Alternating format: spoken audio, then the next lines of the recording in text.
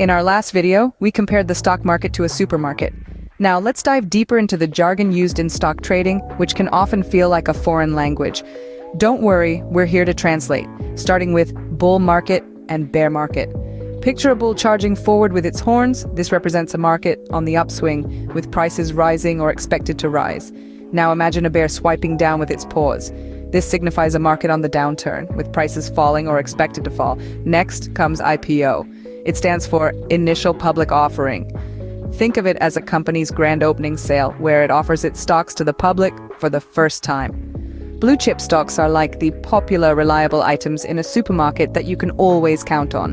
These are stocks from large, well-established, and financially sound companies with a history of reliable performance. Ever heard of dividends?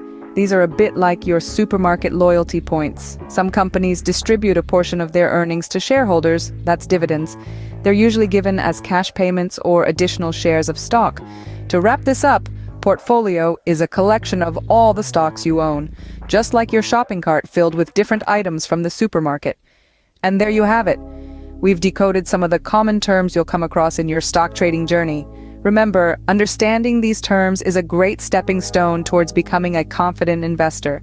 Stay tuned for more stock market insights, and don't forget to subscribe. See you in the next video.